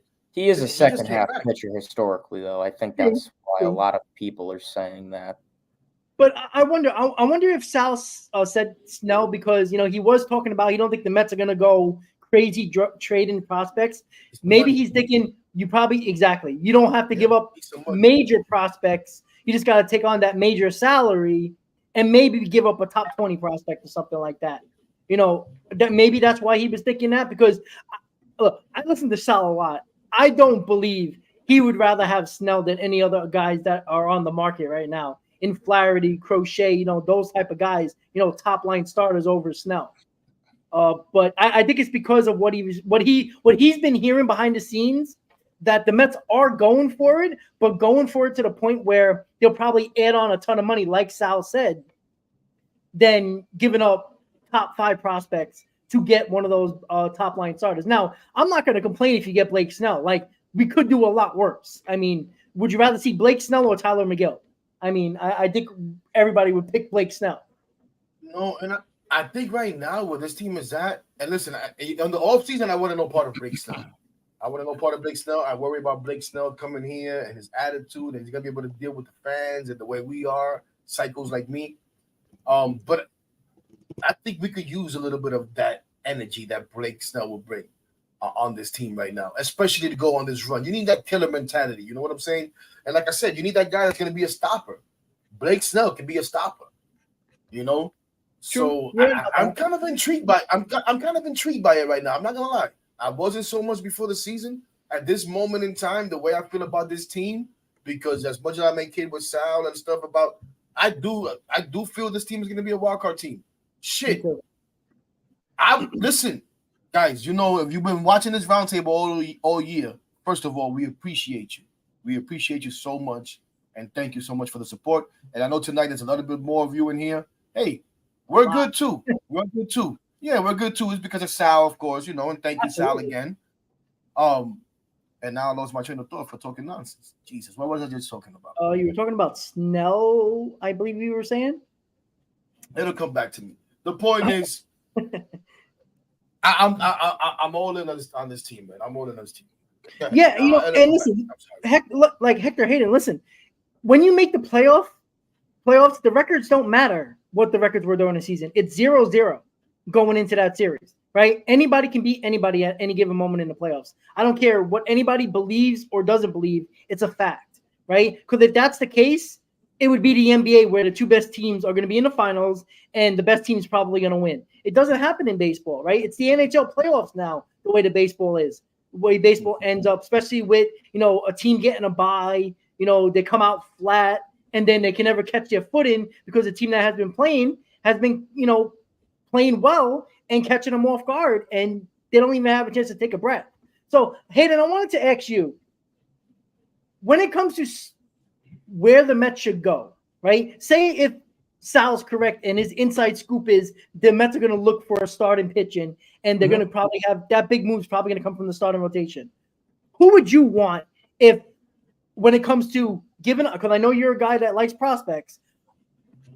Would you be willing to give up top prospects for the pitcher you really want, depending on who you like, or do you think they can go after a Blake Snell and just take on a ton of money and give a lower level prospect? What are your thoughts on that? Yeah, I mean, I think right now when it comes to pitching, I do have some worries about the starting rotation right now. Obviously, losing Christian Scott for probably a couple weeks is unfortunate. Probably send him back down to AAA at this rate. Let him get back to what he used to be. Kodai Senga is probably out for the whole season. I mean, even if they make the playoffs, I don't even think they'd throw him in there. But right now, this rotation, it's something. I question how long David Peterson will last like this for. He's having a very good season. This has been his best season out of the four, and I do question and I do wonder if he can keep it up, if he will collapse. Obviously, the innings pitched are getting up on him. I will say McGill has really not been him. Questionable if they want to put him in the bullpen, which I've been saying for quite some time. Severino's innings are getting up there. Manaya's been great. Quintana's been great, but do you have confidence in this rotation going forward? And I think getting another starter does not hurt. I think it would help a lot. When it comes to who and what, well, David Stearns, we have the best guy for that. There are a couple of teams on the market that I think the Mets could target. People have talked about Snell. They talked about Kikuchi. They talked about Berrios. Eric Fetty's another guy from the White Sox, right? Garrett Crochet, he would probably cost a lot. Same with Tariq Skubal. Eric Fetty could be an interesting name. That was the guy I was looking I'd be at. curious to see how he does in New York. Kind of a interesting resume. I think was it KBO, right? In Korea. And then really turns it around with the White Sox this year. And, his numbers aren't horrible. They're pretty good. Obviously, I don't want to give up a top 3, top 5 prospect. I wouldn't really be willing to go that far. Call me a prospect hugger or whatever you want. I wouldn't be against, getting rid of a 10, 11, 12, 13 type prospect. And I've said it for a while now, and I'm going to say it. Brett Beatty, I would have no issue if the Mets are going to buy, and if you can get some buying type trade, I would throw Brett Beatty in there. I know it sounds crazy. I know Miami, the Marlins over the last couple of years were interested in Brett Beatty, and we talked about it before. Yeah, I think his stock may be a little bit different now than what it was back then, but his ground ball percentage is very alarming to me. And I mean, he's a AAA MVP. I mean, the Mets gave him 3 opportunities. He couldn't do it. Some of those had no pressure, and some of them did. And, I'm tired of playing the waiting game with Brett Beatty. Mark Vientos has been here, and he's had less opportunities, and he's performed. Yeah. Same with Francisco Alvarez, and arguably same with Ronnie Mauricio last year. So, Brett Bus, Beatty, whatever you want, I don't care. But that's besides the point. Yeah, I mean, right now, I would like for the Mets to get a starting rotation arm, whether it's a 4-5 type guy, just to go out there and honestly, whether it's eat innings, I want a quality arm. I don't want to go out there and get some nobody who's, going to give up 6 runs in appearance, but I got to go out there and throw quality starts. So whoever that is, I mean, I don't think the Mets are going to go after Snell. I don't think they're going to go after Crochet or Skubal. If they do, and they can get the right package for it, tip of the cap to Stearns. I have trust in David Stearns. I have more faith in him than silly, dumb Billy Epler 2 years ago. And the Mets have done more at this deadline right now than what they did in 2022 with, Vogelsnack and Darren 0 for 4 rough and Givens goes the lead. So, that's that. But what the hell have those been? I never heard those. I know, those are good ones, man. Where are those in 2022, man? But the rotation, the bullpen, I wouldn't be against getting a bullpen arm. I know that, we've got a couple arms. I still do worry, obviously. Nunez, Garrett, and Sean Reed-Foley is coming back from the IL. It'll be curious to see if all 3 of those guys can come back and be at the same level they were before. That's why I've emphasized putting McGill in the bullpen. He's great first time around the order, and then second time around the order, and so that's why I've said McGill in the bullpen would be great. I've said putting Budo back in the rotation, which people didn't like, which I understand why, but so yeah, I wouldn't be against getting another bullpen arm. I wasn't crazy about the Stanek signing, and I did say that on my podcast that I did upload a couple days ago. So don't say it was because it's today's outing. I did say it on that. Yes, you did. But right now, I would say the Mets need to go after at least one starter and one bullpen arm. And Sal said it, a quality bullpen arm, another lockdown arm would be great because you see Yeah. playoff teams, they have two great guys in the bullpen to go out there and Correct. shut it down in the 8th and 9th. Right. And to be honest, Diaz is so. I don't think he's lights out Diaz in 2022, but he's been okay recently. The command is still a little bit questioned, but who else do you have in that bullpen that's lights out of? Oh my God, he has it. Ottavino. Yeah. I mean, maybe Nunez. We'll see how he is from injury, but final thoughts on this topic. Just get a quality rotation arm and bullpen arm. I would love Tanner Scott. Chris just said in the chat. Want I've Tanner said Scott. that 1,000 times. I would give up Brett Busbeady in a heartbeat and another guy for Tanner Scott. I love him. I've said that I wanted him when he was with Baltimore a year and two years ago. So Tanner Scott would be a great arm in my opinion. Hayden, I'll tell you right now. I think Stearns is trying to get Tanner Scott, and here's why. Right, Stearns is not an idiot. This offseason, there was talks about Brett Beatty for Luzardo with the Marlins. The Marlins still like Brett Beatty, even though he's been a failure prior to this season. Prior to this, he was still a failure, right? We were talking about that. And the reason why Stearns didn't give him up because we thought Beatty was going to be the starting third baseman. So you were not going to give up your starting third baseman after Mauricio injury. So Beatty was your guy. So I can understand Stearns not willing to give him up for a Luzardo. But I still think if look, Stearns is not an idiot. He knows he's going to dangle Brett Beatty to the Marlins. And obviously you got to give up more than Brett Beatty to Tanner Scott. But I mean, if the Marlins are stupid enough to just give it up for Brett Beatty, I mean, I'll drive Brett Beatty to Miami tomorrow. Like I pick him up. I go to North Carolina to New York and pick him back up and drive right back down or right back to Miami. Like I mean, I'll pick up Hayden on the way. Like I mean, we do that. Like honestly, but in my opinion, I think the Mets are trying to get a big bullpen arm. I feel like if you get one more big arm in this bullpen, I'm not too worried about who you get in this rotation. If you're going to give me a Fetty or a Quantrill, guys that can give you innings, even if they don't give you like above average starts, like I'm saying like 6 innings, 2 runs, but they give you 5 1/3, 5 2/3, 2 or 3 runs on a every start basis. And occasionally, if they're not doing well, they'll still give you innings to protect your bullpen. That's what I want in this rotation. That you need a starter that even when they're not doing well, they could still give you length. Like people bitched and moaned about Tyler McGill outing yesterday, but that was Christian Scott's start, right? That was supposed to be his start. If Christian Scott was pitching like McGill was, he would have been out in the 4th inning. Because the pitch count and the innings limit, they're not going to put pressure on him. They would have took Christian Scott out. So you use another bullpen. But because you got McGill and there's not really limits on him, you made him go 6+ innings and try to get him through a 7th. Because you're not worried about his innings limit and his pitch count. That's why it's scary to worry about young arms when people like, bring up Christian Scott. Bring up Brandon Sproat. Bring up this guy, these young prospects. It sounds good when you think about it in fantasy land, but when they got strict rules and strict innings limit and pitch counts, I don't care if he's pitching a perfect game, as I said many times in this show. That young pitcher is coming out of the ball game. That's not helping his team. He'll help you for 4 innings, 5 innings. What about the other 4? What about the other 5 innings that you have to use bullpen? Give me Tanner Scott.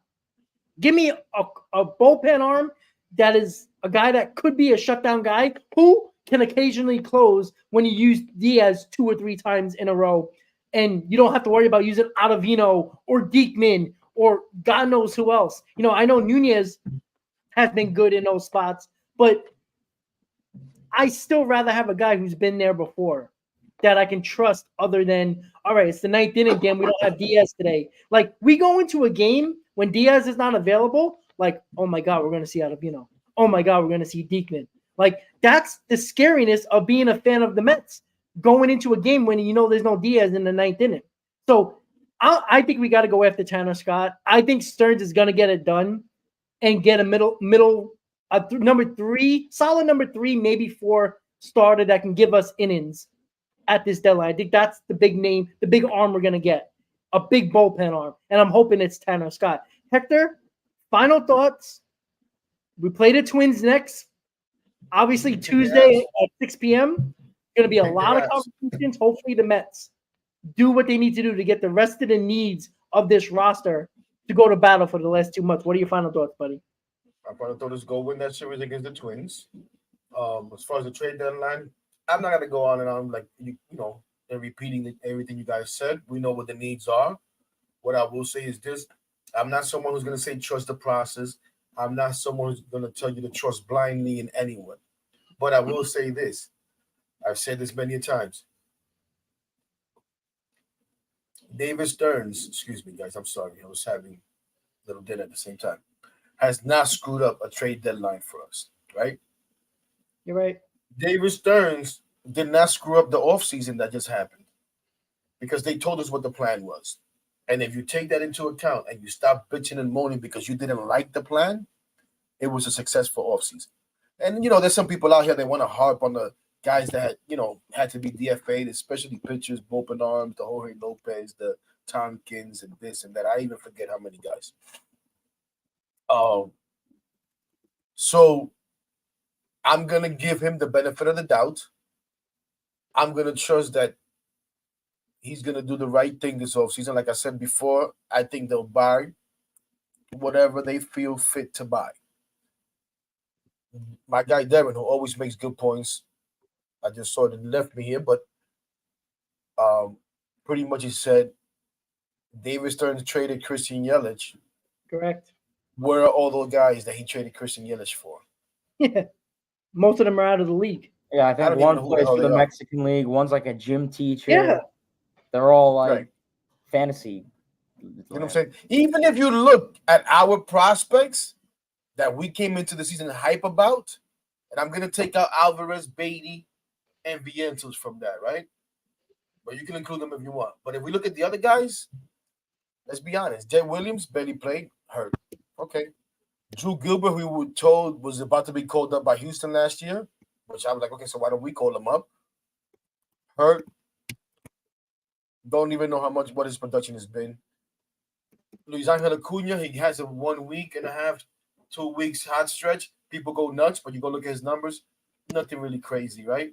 Like, who's in the minors really killing it? Oh, Christian Scott. We bring him up, and that's why people don't want to see him anymore. You know what I'm saying? So, this prospect thing is hit or miss, man. People trade Peter Alonso anyways. We're not going anywhere, and he's done, and he's going to walk, and I'd rather get something. Are you really going to get anything that's going to really, really, really be worth Peter Alonso? That's why you're going to get 5-6 players maybe for Peter Alonso. To hope that maybe one is a major league player. Yeah. Let alone become a star or whatever the hell you want to call Peter Alonso. So going forward now, I feel good. I'm upset about the Braves having lost 2 or 4, whatever, not won that series, not swept it, whatever the case may be.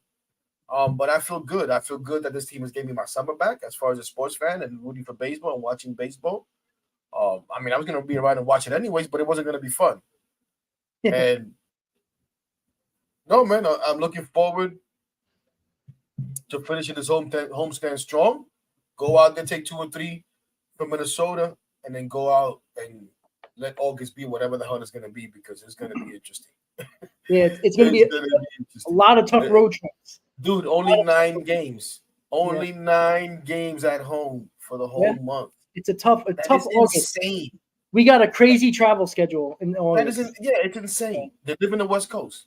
Yep. They live in the West Coast for the whole month, pretty much. Right. And then they have that one game in St. Louis in between, I think it's Colorado and Seattle. Right. Like, holy crap. Well, listen. They've been playing better on the road than at home, even during their hot stretch. You know, there are a couple of games. I thought the home caught up a little bit. No, it's gotten better, but they still been playing a hell of a lot better on the road. So, but listen, to finish it up, guys. Here's the thing, right? If you notice one thing about Stearns, and I already noticed this, and Hayden, I know I believe you spoke about it on your podcast, and I think you brought it up. The draft of David Stearns was majority college pitchers. So what he always put bullseyes on in the farm system was pitching arms in his farm system. With the Brewers, he had a factory of pitching arms for the starters and the bullpen. Look at the team now that the Brewers are throwing out there. It's all his draft picks. In the bullpen, in the starting rotation, all his draft picks. He is a guy that values pitching prospects more than anything else. That's why I believe that every prospect that's not a pitcher is a possibility of getting traded. Number one, he didn't draft any of them. He has no emotional connection to them. And the last part, I think he values the pitching prospects more than anything else. Because what is more risky in the free agent market? A 30-year-old pitcher that has 1,000 innings on his belt, or a 30-year-old bat? It's less risky to sign a bat for a long-term deal than it is a starting pitcher for a long-term deal and a ton of money. I think he would rather pay a bat over an arm. He's going to cherish these pitchers a hell of a lot more in trades than he would position players. That's why I think Jet Williams is on the table. Now, I don't think Ryan Clifford and Drew Gilbert is on the table because I think those guys have spots on his team even next year. But I'm telling you guys, these pitching infielder position players, I would not be surprised if he's dangling them out there to see what he can get. Because I don't think he values position players more than pitching prospects. That's just my opinion. To try to end this trades Jet Williams, even I don't care. One of those guys. But I mean, I don't care.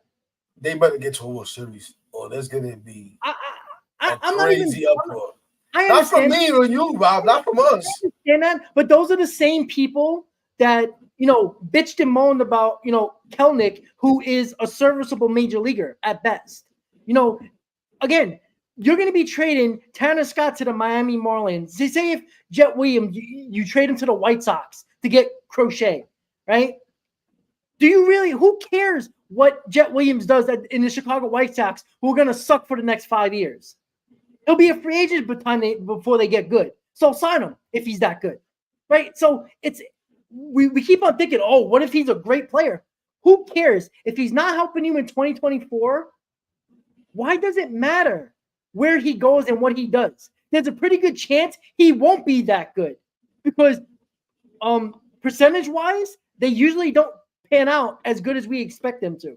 And even if they do, if the Mets have a World Series banner in 2024 because Crochet was in our rotation and got us a World Series ring, do I really care in 2028 if Jet Williams is an MVP? Yeah, it might be a conversation, a topic in a conversation, but I'm gonna turn around like, wow, that's a nice banner. I like that World Series ring. I don't give a shit. Do you think Gleyber Torres with the Cubs, when Aroldis Chapman was traded to the Cubs and they gave up the number 1 overall prospect, do you think they would take back that World Series because they got rid of Gleyber Torres, who was supposed to be one of the best prospects in all of baseball? You don't take that. You could take that chance because of the possibility is more great that you can win a World Series over. I can tell you this right now. There's a greater chance the Mets are going to win the World Series this year than Jet Williams being an MVP candidate in the future. In my opinion, I think the thing is, have to do that. if the Mets are willing, I was just reading NBC's comment. He said, would you give Crochet an extension? I think you have. If you make a trade like that, you have to make that. You have that has to be part of it. It's an indoor trade over again. That's how good he can be. And I'll say this, man. It doesn't matter. My bad hating. It doesn't matter as long as Crochet pans out, though. If he turns out to be a bust, then But we can't. Obviously we're gonna react if he doesn't do well, but we also react if he does good. But yeah, I mean, there's always a risk with any player you bring in here and sign a long-term deal to, right? 2 years ago, people didn't want Lindor a part of this team, think he's a bust and not worth the contract. Now he's an MVP candidate. So there's always a risk, right? If you're not willing to take risk, then why watch the game? Why be a fan? Because as a fan, there's going to be risk in any move, right? We can all think that Jesse Winker was a good pickup. But if Jesse Winker is a disaster, and because he's not playing against the Mets and killing them, he sucks, there's a lot of Met fans that act like Jesse Winker coming on his Mets team is Ken Griffey Jr. Have you seen the response?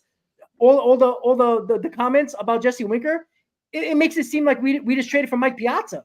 The guy's the bench player. He's not as good as he used to be with the Reds. Like that's the thing. We're gonna react good or bad, but I don't think you can be afraid of making a trade because of the risk of that player being bad. Because if you do that, you're never gonna make a move. You know what I'm saying? Not saying us, but as a GM, you have to take risk. Even David Stearns, as careful as he is, has taken risk. When he traded for Christian Yelich, he had back problems when they traded for him. But he did it. Why? Because he knew that the salary would work out, knew that he had enough money to pay Christian Yelich, and also give up prospects. Because he knew he wasn't going to add any more salary, but he took the risk with the back injury and the future back injuries that Yelich will have. You have to take risk because sometimes when you take that risk, the rewards might be there. Yoenis Cespedes was a risk, right? His on base was terrible. Remember 5 days in Flushing? Sandy Olson talked all about it. Yeah, but I didn't like his swing rate, his strikeout rate, his on base percentage was bad. There's different levels of risk, though. Huh? There's different levels of risk. I wouldn't call Cespedes a risk. Oh, he was a big risk in 2015. You come on. Heck, listen. If you watch 5, maybe because I wanted him. I wanted him. Obviously, everything is a risk. Everything you do is a risk. Of course. There's no short thing. But I wouldn't put him as, you know what I'm saying? Like, you knew if you got the Cespedes, you know what I'm saying? You were getting yourself an impact player. Well, yeah, fans felt like that, but it was Justin Upton and Jay Bruce that was the number 1 and number 2 target for the Mets that year. Yeah, which would have been stupid. Oh my God. Which would have been stupid. Thank God Alderson didn't have to make a choice if he had options because everybody jumped out at the last minute. Sandy tries to play it off now, like, yeah, we want to say we would, he didn't want Cespedes. No, he didn't want Cespedes.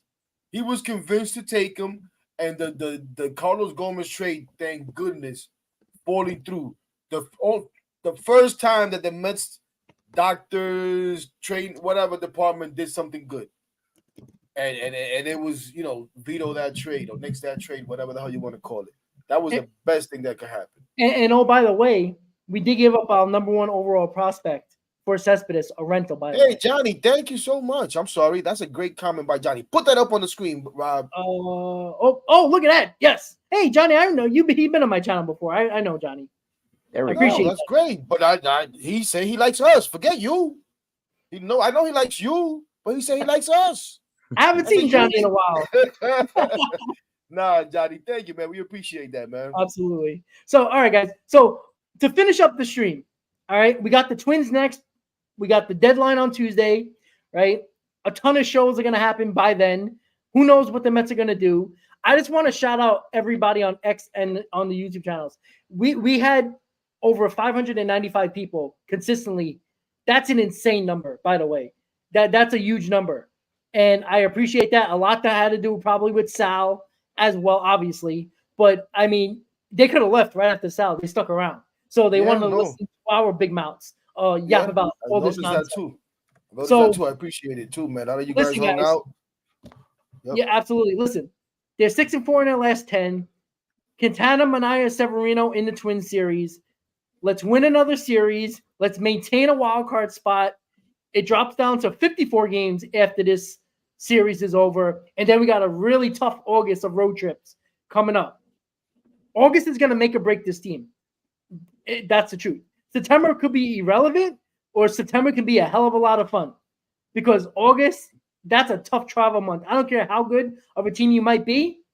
That West Coast travel and going back and forth, Midwest, West Coast. I mean, they're basically going to be living, like Hector said, on the West Coast. I mean, they might as well buy a condo and just hang out on the beach. Like that's how. I told my buddies that they should go buy houses out there. Yeah.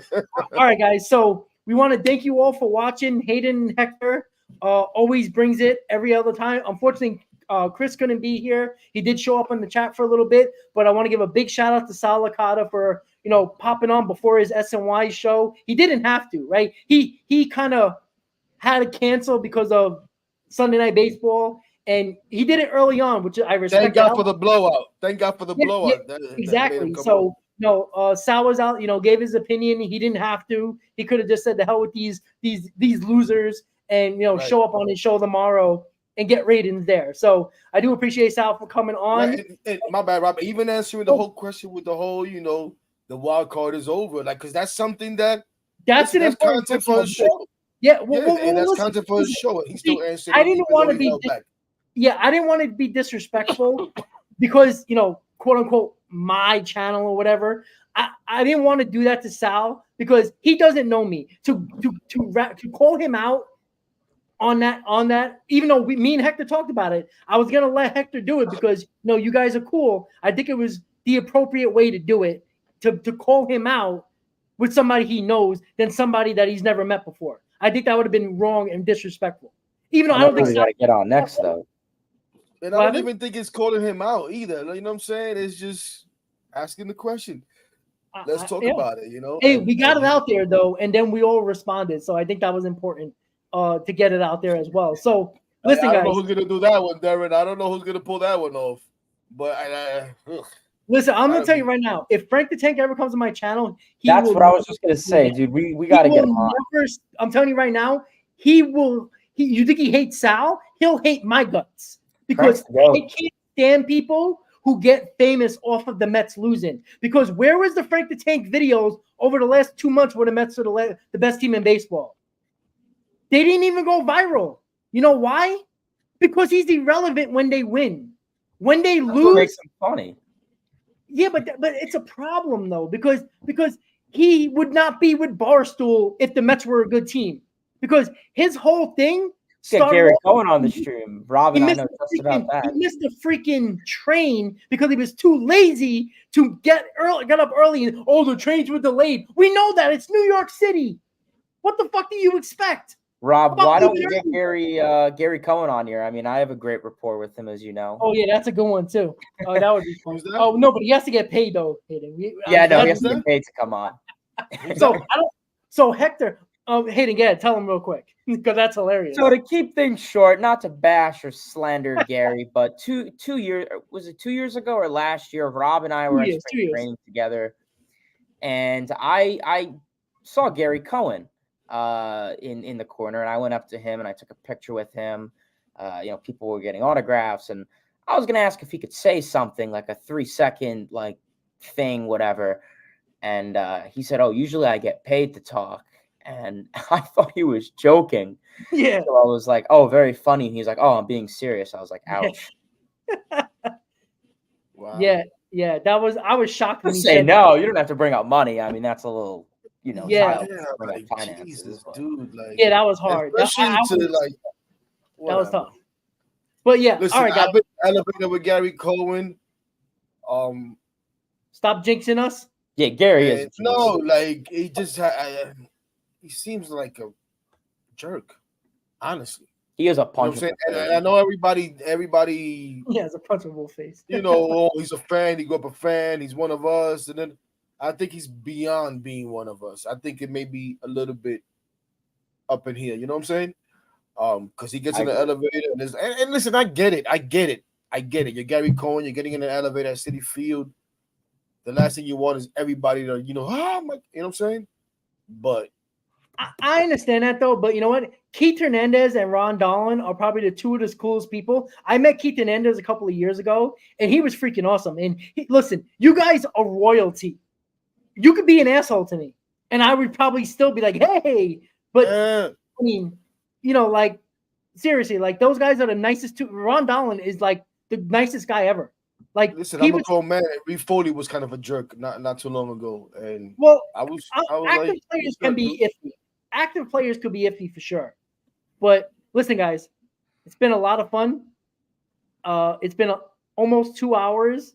We had Sal on. Thanks to Hector for probably telling Sal that he was disrespectful for canceling on us, and he said, "Hey, Hector said he owed us." So I think Sal heard that and kind of was like, "Fuck this! I ain't messing with Hector." Oh my gosh, that's funny. George, no, I don't sleep. Actually, I never do. Yeah, Unfortunately. neither do I. Yeah. Fucking life Yeah, is hard. I'm gonna eat some food. That's what I'm starving. So, guys, it's always been a pleasure. Hopefully, next roundtable, Chris will be here as well. Chris is enjoying his vacation again. Schedules suck. What are we gonna do? But with that said, guys, Guys, this life was, is a vacation. Jesus. was an excellent roundtable. Over close to 600 people in the stream. I do appreciate it, everybody. Even if we couldn't get to everybody's comments, there was a hell of a lot of you guys here. So, with that said, it's been a great night, guys. Let's take a series against the Twins. We're still in a wild card spot. Have a great night, guys. Hector? Hold on, Rob. Let me ask you a question before we go, though. I think I mentioned this before, but you got more on top of this than I am.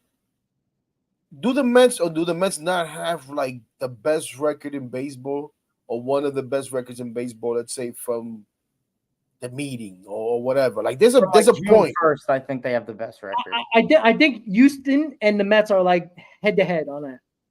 Okay, so I say that let's not lose sight of that, everyone. Let's not lose sight of the fact that we came into this season thinking this was a bridge year to the future. This was more about repurposing. This was more about whatever. All of them stupid words that I always forget, right? That's what this year was about. This was supposed to be a nothing year. This was about building value. Oh, we signed J.D. Martinez. We signed Luis Severino so that they can have good years and we can sell them and stock up the farm system. Don't lose sight of that. And look at where we are right now. I did spaces on X, Twitter, whatever the hell you want to call it, where I was told this team would not win more than 55 games. 60 if they were lucky. Hey, okay, we've been stuck at 55 for 2 days. I actually posted that on one of my posts. I was told this team wouldn't win 55 games, and look where we are now. Okay, but let's not lose sight of the fact that this team, in the month where the season usually dies, when even we were doing these roundtables talking about to hell with this team. Even if at the end we will calm down and say, damn it, but please, guys, turn it around. So we're upset today. Look at what we're upset at. And we just lost 2 games to the Braves, and they jumped right back over us in the wild card. That is a good thing to be upset about, guys. Yep, you're right And about lady. that. You're 100%, Hector. You're 100% right. Listen, keep it going. Let's go Mets. Another roundtable in the books. It's been a long time coming. We've missed you guys for a month. We're finally back together. We're gonna try to do this thing as hopefully weekly again, as the schedules kind of come back to earth a little bit. So, guys, with that said, it's been a great night. Let's beat those Twins over the next couple of days. Let's get more pieces and reinforcements at the deadline. Stearns is cooking, guys. With that said, have a great night. Let's go Mets. And we'll see you next time, guys. Have a great night. You gotta believe.